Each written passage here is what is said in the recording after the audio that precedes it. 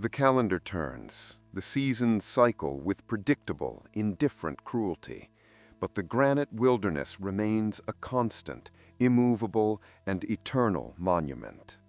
We are deep within Yosemite National Park, a place of sheer granite spires, ancient whispering forests, and deep, cold waters.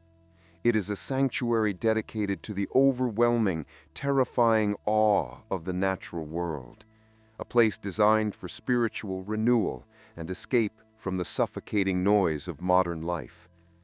But for a specific, unfortunate group of souls, this sanctuary has become something else entirely, a terrifying, cold, and absolute prison. My name is Alice Vance. My connection to this place is no longer one of duty, but of enduring, cold grief that has settled deep in my bones. 3 years ago, I held the badge of a park ranger. It was a life of clarity, defined by geological rules and topographical certainty. I believed in the map. I trusted the land and the logic it represented. Now, I am an independent investigator, haunted by a single clinical file entry that burns in my memory. Ranger Ben Carter, non-recoverable hiking accident. The Park Service, with its neat forms and official seals, told the world he was overwhelmed by a sudden change in weather, or that he simply misjudged a step on wet rock. They offered a simple, acceptable tragedy. But the terrifying, utter silence, the complete vacuum of physical evidence surrounding his disappearance told me a profound, engineered lie had been filed. Ben wasn't lost, he was extracted. I believe this with every fiber of my being, and this chilling certainty has consumed my life, forcing me to walk the forbidden paths he can no longer tread, armed with a terrible, isolating knowledge. I founded this dark, unofficial investigation because Ben's case fits the chilling, impossible pattern known across specialized search teams and dark internet forums as Missing 411. These are not typical tragedies. These are incidents that defy all logical and forensic explanation. Victims vanish from clear, marked paths, often without a struggle, only to sometimes be found miles outside the initial search grid, or sometimes, tragically, never at all. The chilling consistency of the strange details is what fuels the terror. Disappearances clustered near unusual, ancient stone circles or unmapped rock formations, and the bodies, when recovered, are often found stripped of their shoes, their jackets, and their vital gear. This is not random chance. This is too precise, too often repeated, spanning decades of human history across the entire continent. It is a pattern of geometrical extraction, suggesting a sophisticated, non-human agency is at work. The predator is the physics of the land itself, a conscious, malicious force woven into the granite heart of the park, awaiting its next unknowing subject. My focus became laser-sharp on the Yosemite high country, particularly the desolate, wind-scoured basin near Tenaya Lake, where the disappearances cluster with unnatural, chilling precision. This region to me is a monument to geographical malice. Long before the park was consecrated, local indigenous tribes, the Paiute and Miwok, avoided these specific high-altitude spots. Their histories speak of these locations in hushed, fearful tones, referring to them as the place where the world sits crooked. They believed this land was guarded by terrifying entities that wore the shadows of the rock to confuse, misdirect, and steal travelers. This ancient sense of dread, the ingrained feeling of the land as an actively spiritually hostile force, seemed only to intensify with the arrival of modern man and his confident, arrogant maps. The environment itself is the trap. The mountains are its seamless, inescapable walls woven from distorted space and time. Part 2. the geometrical lie and the seismic hum. The final moments for those who vanished into the high country were not a gradual decline into hypothermia or confusion, but a rapid, inescapable psychological assault. The instrument of their torment was the land itself, systematically destroying their perception of reality, piece by agonizing piece. My partner in this madness became Dr. Alex Langley, a stringent geophysicist from the USGS, a man who once mocked my theories, but who, thankfully, could not ignore the raw, undeniable data. He became the intellectual anchor I desperately needed in a sea of supernatural fear, a desperately needed voice of scientific logic that demanded an impossible answer. Our joint investigation uncovered the cold scientific root of the terror, a persistent, ultra-low-frequency seismic hum emanating directly and constantly from the high country, a sound the Park Service had always lazily dismissed as subsurface machinery noise or minor tectonic shifts. Langley's instruments, which included a cutting-edge quantum gravity meter alongside the seismometers, confirmed it was artificial, continuous, and highly localized. The signal was clean, powerful, and utterly non-geological. This hum was the resonant signature of the anomaly itself, a vibration that spoke not of natural geological processes, but of engineering, of a terrifying non-biological construct actively maintaining a structure. Under the influence of this unnatural vibration, the environment became a demonstrable spatial trap. We deployed advanced LiDAR scanning, the very cutting edge of topographical mapping, and the results confirmed my darkest fear: topographical echoes. Langley watched, his hands shaking, as the screen showed trees, massive boulders, and distinct rock faces mirroring themselves, creating repeated illogical geometry within a tight radius.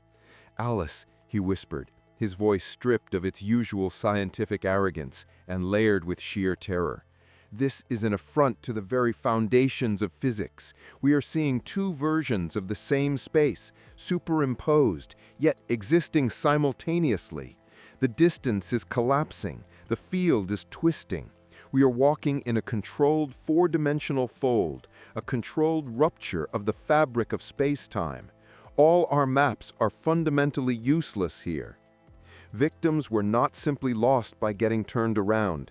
They were lost because the rules of three-dimensional space were breaking down around them. They were running through a labyrinth where paths vanished, the same distinctive boulder repeated itself endlessly, and the magnetic field completely collapsed, erasing all possibility of self-correction or direction, leaving them utterly and terrifyingly alone in a place that no longer made sense. The psychological toll this must have taken is incomprehensible, reaching the depths of pure primal terror. The final audio logs from search teams, which I reviewed thousands of times, confirm the profound dread. Reports of absolute silence, a terrifying moment where their own voices and radio chatter were swallowed mid-sentence by the pressurized air. The victims experienced a complete sensory void, isolated in a collapsing, impossible reality. Those who were found stripped of their shoes were not victims of madness or hypothermia. They were making a final, primal, desperate attempt to reground themselves with the fundamental, stable reality of the Earth, severing all man-made ties to a world that was actively failing them. The mountains were not just a barrier, they were a geometrical weapon designed for clean, precise, terrifying extraction. With such concentrated geographical anomaly, the high country is marked by specific, terrifying hotspots of spectral activity that extend far beyond any folklore. These locations are the operational centers of the phenomenon, housing both trapped souls and their silent, mechanical guardians, the echoes and the wardens. The most intense area is the blind spot, the physical nexus of the time-space distortion, often hidden beneath a granite arch that appears and disappears from view, mocking our vision. This is the temporal fold itself. Langley's instruments would spike wildly here, detecting extreme localized electromagnetic energy, energy that defies all conservation laws and threatens to fry our equipment. Visitors and investigators report a sudden, profound, and painful drop in temperature, and the feeling of the air becoming thick, resistant, like liquid glass pressing against the skin. This spot is the literal doorway to the Museum of Moments, where time holds absolutely still. It is a non-place, a void in the topology of the world, suspended between moments of yesterday and today, offering no solace or sense of finality. It is the core of the prison. Inside this fold, the missing are not ghosts, they are echoes, perfect repeating mental constructs of their final panicked moments. They are emotionally and physically frozen, eternally replaying their last conscious thought or final desperate action. Ranger Ben Carter, whose haunted face remains my core motivation, is an echo. He is often reported near his last known coordinates, eternally repeating the broken circuit of his last coherent thought. The radio's dead. Where did the map go? It was right here. His spirit is not suffering. It is perfectly, devastatingly preserved and stable, a frozen image in time, a tragic monument to his final second of confusion. I realize the terror is not the pain, but the permanence of the pause, the eternal loop of their final agonizing realization, trapped outside of sequential time. The second primary hotspot involves the Watchers themselves. These entities, described by Langley in his notes as geometrical shadows, are tall, unnaturally thin figures that look like pure vertical shadows, moving with a silent, terrifying, gliding stillness. They are the true wardens. They are sighted near the geometric boundaries, actively maintaining the illusion. They are not ghosts of the dead, but a non-biological, geometrical intelligence tied to the mountain's core, ensuring the fold remains stable. Visitors report feeling intensely observed and seeing the landscape subtly, instantaneously shift and distort when these figures are near, confirming their role as maintenance. Their existence is a constant, terrifying question mark against everything we know about physics and biological life. Part 4. The Wardens and the Unseen Maintenance. The supernatural encounters are not limited to traumatized hikers. They're consistently reported by park employees and specialized search and rescue teams. Hardened, skeptical professionals whose experiences defy their training and often end their careers. These testimonies add a vital, terrifying layer of confirmation to our theories. Seasonal rangers assigned to the high country frequently speak of the phantom maintenance crew. They report seeing complex, perfectly stacked rock cairns in the remote wilderness that are too intricate and too perfect to be the work of hikers. On investigation, the stones often appear suddenly aged or covered in moss and lichen, suggesting an immediate, artificial acceleration of time upon the structure. This is the Watchers at work, the geometrical maintenance crew ensuring the rigidity and stability of the spatial trap, keeping the borders of the prison invisible and secure from both the outside and the inside. The sheer mechanical efficiency of their work is what truly terrifies the scientific mind, a nature that is too precise, too engineered. Search and rescue pilots who flew over the Tenaya Basin have reported repeated, simultaneous failure of their navigation and communication instruments directly over the anomaly. Their ground teams would report the localized sound void simultaneously. They describe the bone-chilling panic of hearing their own voices abruptly vanish mid-sentence, realizing the communication failure is not technical, but environmental and intentional. These professionals often leave the service with deep psychological scars, unable to reconcile their scientific understanding of the world with the reality they encountered. They become unwitting guardians of the secret, often suffering from crippling paranoia and night terrors that replay the silent, terrible moments they witnessed. Part 5. The Price of Freedom and the Trapped Souls. The desperation of the trapped souls, the echoes, is rooted in their agonizing inability to ever truly leave their moment of extraction. The fold offers no escape, no rest, only an eternal pause. The psychological impact of being trapped in the museum of moments, constantly reliving a final terrifying second while the real world moves on, is the ultimate punishment. The inmates of Alcatraz suffered physical confinement. The echoes of Yosemite suffered temporal confinement, a prison built of perpetual regret and static time, where the sun never truly rises or sets. They stare out at a beautiful, vibrant reality just beyond their grasp, eternally bound to their sudden, terrifying moment of extraction. Their hopes, their dreams, and their very existence are lost to the perpetual hum of the anomaly. The most famous unresolved case, often linked to the Watchers, is the disappearance of Stacy Arras in 1981, a teenager who vanished near a suspected fold entry point. Like the others, she was officially deemed lost.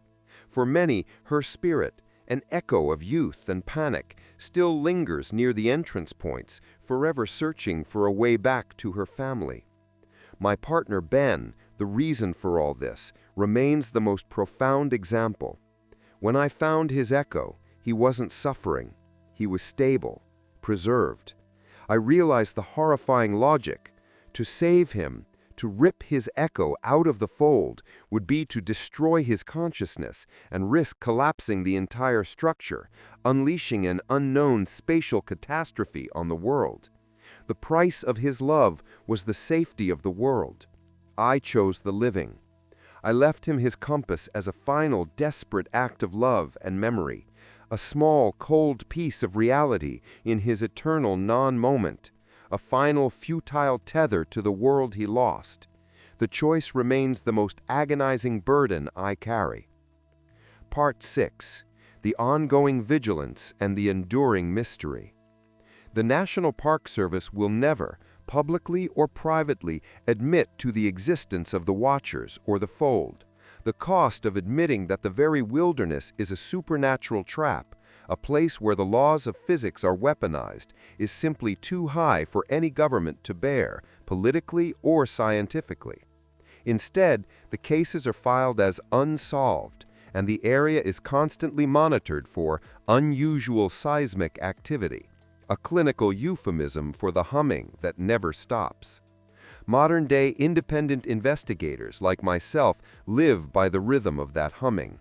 We speak of capturing electronic voice phenomena, EVPs, in the high country, often fragmented whispers of panic or simple mundane questions that defy explanation, confirming that the emotional energy of the echoes is still leaking into our world.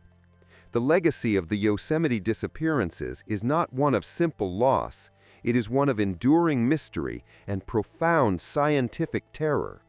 The park remains beautiful, but its beauty hides a cold, malevolent, geometrical truth.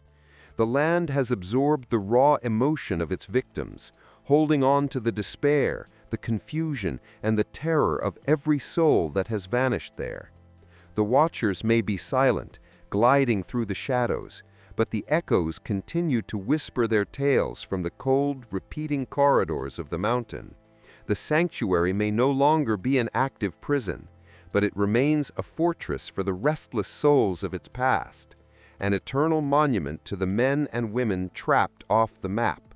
Its chilling legend will continue to terrify, a testament to the fact that in some places, even death is not the final boundary. They know we saw them, and they are still watching, always watching.